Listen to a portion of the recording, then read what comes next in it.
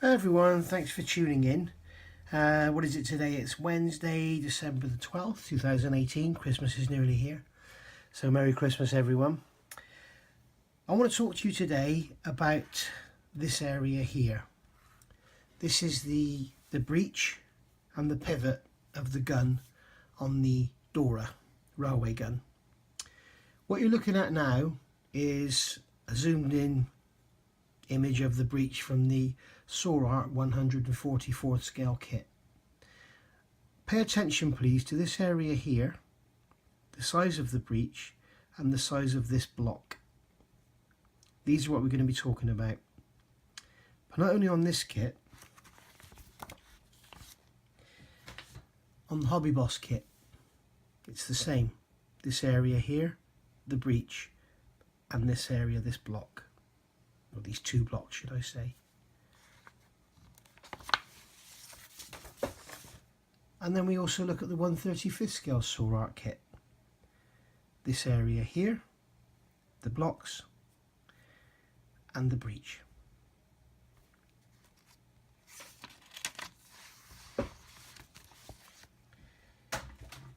In reality, this is from the Gerhard Tau book. If you look, the pivot comes back and we have this raised diameter here. And this is actually a sleeve that a tube on the front of the breech went into. The shiny part here is the part of the internal barrel which isn't fully pressed in yet. This flange, which you can see here, would actually be pushed right inside up to here. So you have the outer gun casting and then the inner turned barrel was pressed in from behind. And if you get this book, you'll see many images of that action taking place. So notice that the diameter here comes back, this diameter here is raised, and then hence this block is smaller vertically than depicted in any of the kits.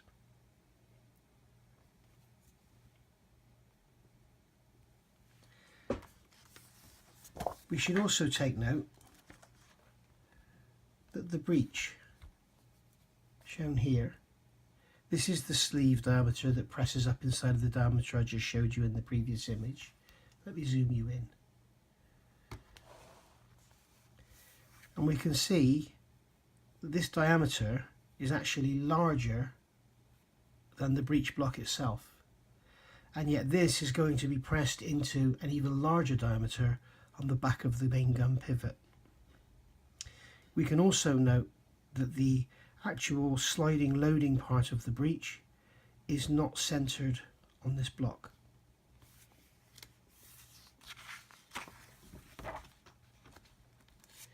And here we can see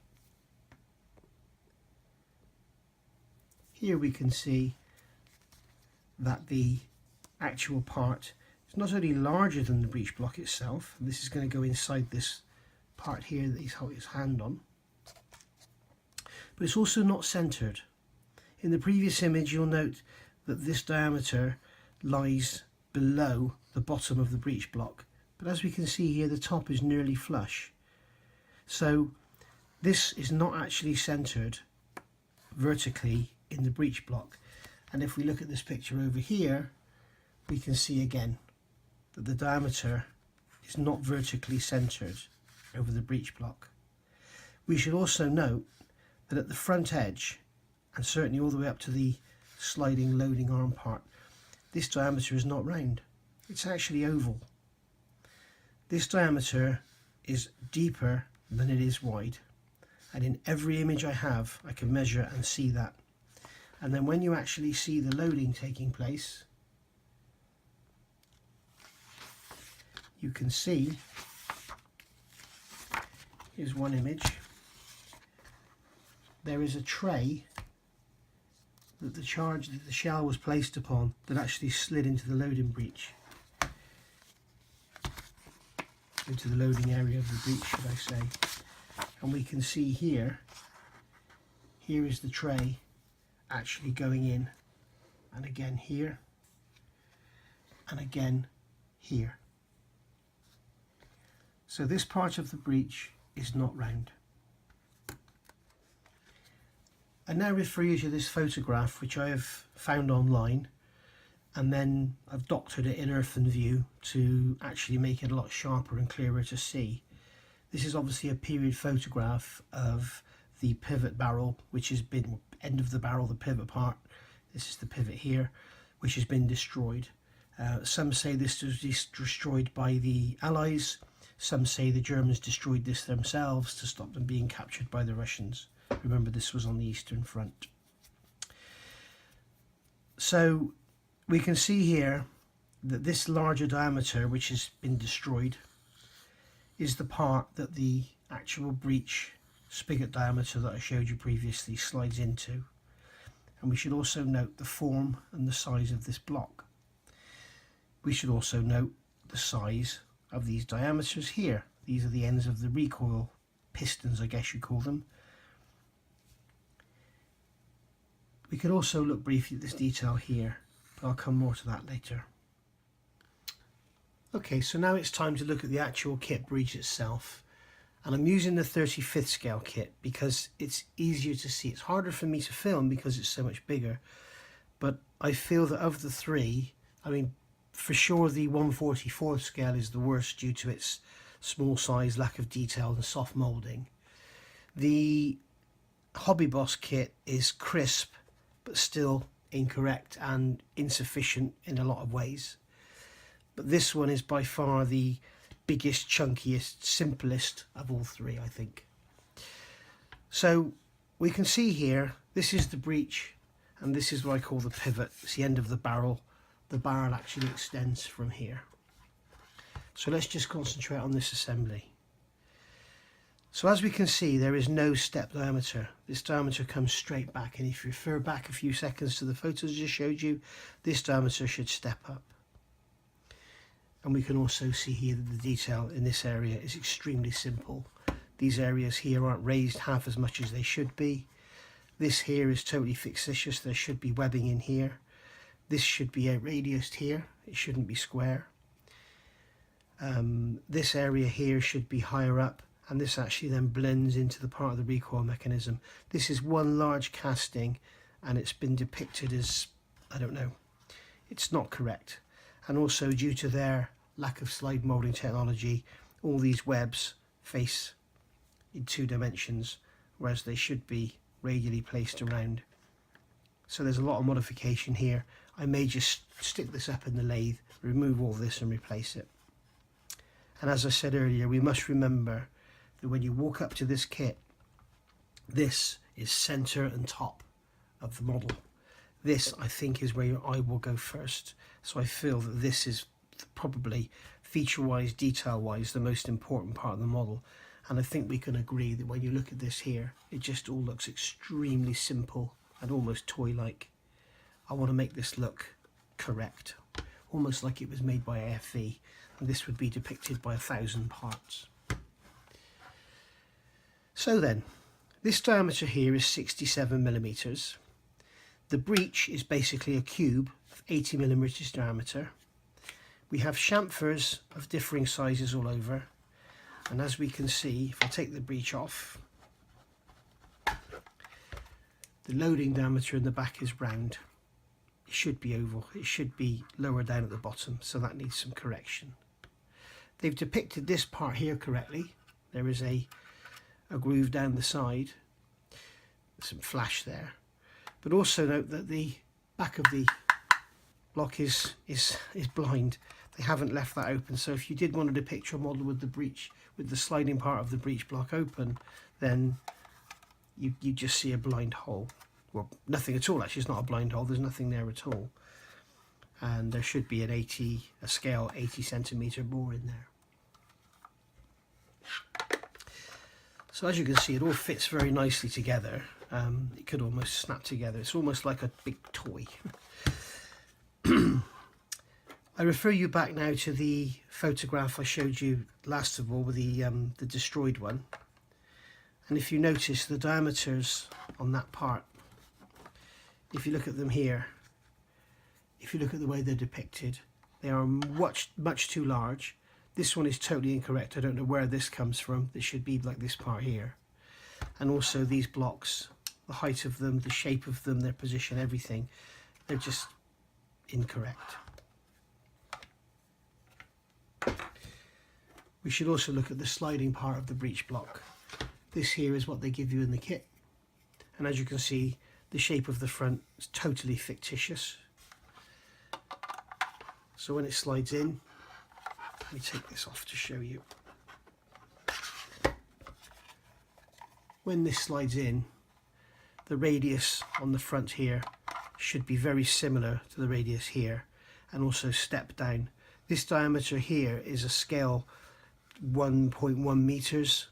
So, well, I say diameter, it's not actually, it's stretched at the bottom, but it's between 1.1 1.2 meters vertically, and this here should be the same radius as this here, but also be tapered to enable to help the the shell be guided into the bore that should be at the back.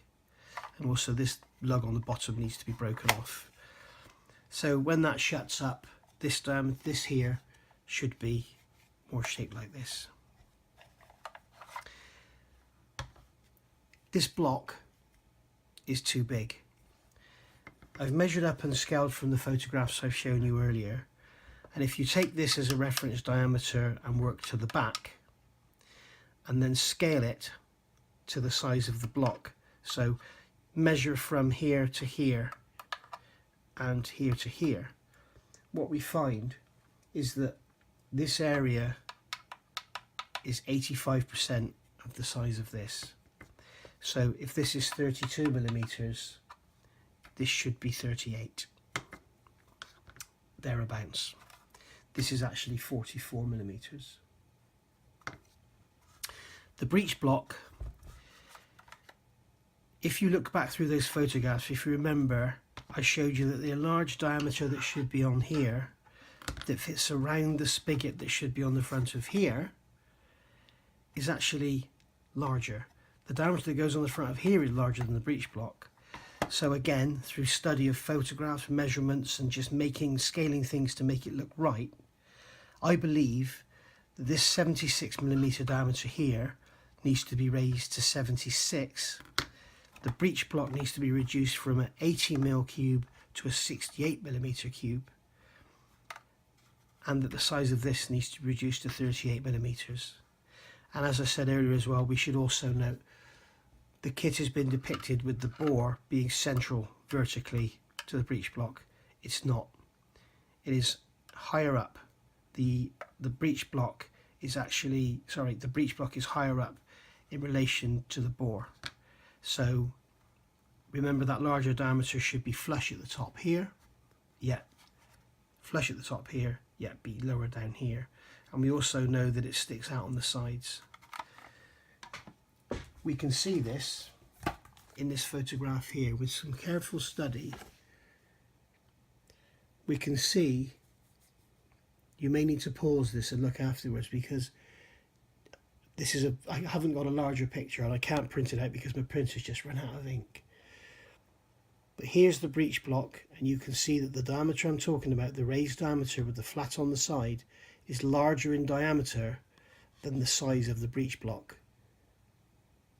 So let's assume the breech block is roughly the same size of the diameter with what we've got now. So 68 millimeters, 76 millimeters, mill a flat on the sides, or cut a flat on the sides, and everything will scale up about right. I've prepared this drawing,